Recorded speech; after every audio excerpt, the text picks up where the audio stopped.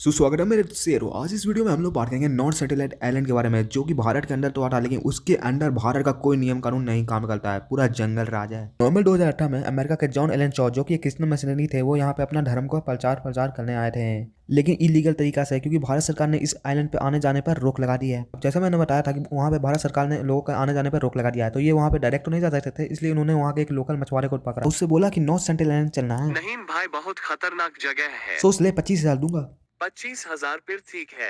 जब हम किसी रिश्तेदार के जाते हैं तो उनके लिए गिफ्ट लेके जाते हैं, वैसे ही इन्होंने भी अपने साथ मछलियाँ, फुटबॉल और एक बाइबल रखी थी एज ए गिफ्ट, जो कि ये उन लोगों को देते। और जब इन्होंने अपना कदम उस द्वीप पे रखा तो यहाँ इनके पास तो उन लोगों के लिए गिफ्ट है, लेकिन उन लोगों ने गिफ्ट तो छोड़ो, इनका स्वागत तीर और धनुषों से किया। और ये जैसे तैसे वहाँ से बच के बाहर आए, लेकिन ये अपनी बोट पे वापस नहीं आए, बल्कि एक छोटी बोट जो कि अपने साथ ये लेके गए थे, वहीं पे उसी का इस्तेमाल करते हुए थोड़ा और आगे गए और इस आइलैंड के दूसरे कोने पे गए, जहाँ पर इन्होंने एक छोटे बच्चे और एक लड़की को देखा। फिर ये धीरे धीरे उनके पास गए और अपने साथ लाए हुए गिफ्ट में से एक फुटबॉल उस बच्चे की तरफ आगे किया, लेकिन ये बच्चा रोनाल्डो का नहीं बल्कि विराट कोहली का फैन था। फुटबॉल को देख के ही बच्चा का दिमाग सटक गया और उसने अपने हाथ में जो तीर था सीधा इनके छाती की तरफ एम करके छोड़ दिया, लेकिन जो तीर है वो सीधा इनके बाइबल पे जाके लगी, जो कि उस समय इनके छाती के पास इनके हाथों में थी। अभी तक इनके जगह अगर मैं होता तो मैं दोबारा उस आइलैंड पे कभी पैर नहीं रखता है, लेकिन ये जब अपने बोट पे वापस आए तो ये अभी भी लोगों को क्रिश्चियनिटी में कन्वर्ट करना चाहते थे। तो इन्होंने बोट पे जाने के बाद अपनी डायरी में आज का अनुभव लिखा और लिखा कि माँ पापा, हो सके तो मैं नहीं बचूंगा, और अगर मुझे कुछ हो गया तो इन लोगों को कोई दोष नहीं दीजिए।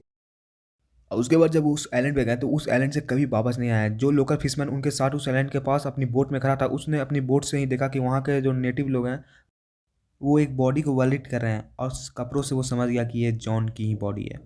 और अगर आप समझ रहे हैं कि जॉन वो पहला व्यक्ति है जो इस आइलैंड पे गया या फिर उसकी जान शहीद हो गई, तो ऐसा नहीं है। सबसे पहले तो मैं बता दूं कि ये इकलौती अंडमान और निकोबार की ट्राइब नहीं है। अंडमान और निकोबार काफ़ी बड़ा है, वहाँ पे कई सारी ट्राइबें रहा करती हैं, लेकिन इनमें से ज़्यादातर ट्राइबें फ्रेंडली थी। और जब अंग्रेज़ों का अंडमान और निकोबार में कब्जा हुआ था तो ये धीरे धीरे वहाँ के लोकल ट्राइब से मिलने लगे और बताने लगे कि भाई हम भी आपके जैसा इंसान है और हम आपका नुकसान नहीं चाहते हैं। बदले में उन ट्राइब ने भी उनका अच्छा रिस्पॉन्स दिया, ना कि तुम्हारे क्रश की तरह भाव खा रहे थे। लेकिन ये जो नॉर्थ सेंट्रलीज लोग हैं, ये भाव खाना तो छोड़ो, डायरेक्ट मारने काटने पर आ जाते थे। और अंग्रेज़ों को भी इतनी छोटी ज़मीन से कोई खास मतलब नहीं था, इसलिए इन्होंने भी इस पर ध्यान नहीं दिया, वरना अंग्रेज़ों को तुम जानते ही हो, पूरा पॉपुलेशन भी साफ कर सकते थे। नॉर्थ सेंटिलीज आइलैंड पे अंग्रेज़ों का पहला बार ध्यान दिया था 1771 में, जब उनकी शिप उस आइलैंड के पास से गुजरी थी। और उन्होंने एक और चीज़ नोटिस की थी कि वहाँ के जो लोग हैं उनकी एवरेज हाइट काफ़ी कम है। कुछ समय बाद वहाँ पे एक कार्गो शिप का एक्सीडेंट हो गया, और कार्गो शिप में जो लोग थे वो उस आइलैंड पे जब पैर रखे तो वहाँ के लोकल ने उन पर हमला कर दिया, और कैसे जैसे वो लोग वहाँ से अपनी जान बचा के भाग आए। फिर उस आइलैंड को कई सालों तक ऐसा ही छोड़ दिया गया, जब तक नेशनल ज्योग्राफी का एक क्रू जो कि अंडमान एंड निकोबार में एक डॉक्यूमेंट्री शूट करना चाहता था वो नहीं गया था। इस डॉक्यूमेंट्री में वो सबको ये दिखाना चाहते थे कि अंडमान एंड निकोबार के जो नेटिव लोग हैं वो कैसे रहते हैं और उनका दिनचर्या क्या है। इस डॉक्यूमेंट्री के बीच में उन्होंने कई ट्राइबों से मुलाकातें की और उन्हें गिफ्ट दिए, लेकिन जब बात नॉर्थ सेंटिलाइन आइलैंड पे आई, सेंटिनलीज अलगाव में विश्वास करते हैं, उन्हें किसी का आना पसंद नहीं। बरछाए गए तीरों से इस फिल्म के एक सदस्य घायल हुए।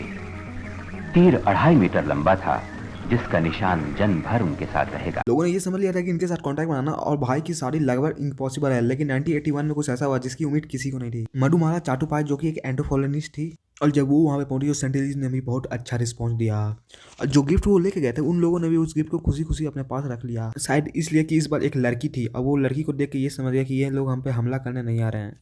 इसके बाद भी एक दो बार और हमारा कॉन्टैक्ट उनके साथ हुआ, उसके बाद भारत सरकार ने वहाँ पे लोगों का जाना बैन कर दिया। और सिर्फ उस आइलैंड ही नहीं बल्कि उस आइलैंड के रेडियस के 3 किलोमीटर तक भी कोई इंसान नहीं जा सकता, अगर वो जाएगा तो उसे इलीगल कहा जाएगा। इतने समय बाद वहाँ पे सिर्फ जॉन थे जो गए थे, लेकिन मेरे ख्याल से जॉन की मौत नहीं भी हो सकती है, क्योंकि अभी तक उनकी बॉडी नहीं मिली है, सिर्फ एक अनुमान लगा गया है। हो सकता है कि वो अभी भी जिंदा हो और उन लोगों को अपनी क्रिश्चियनिटी की टीचिंग दे रहे हो।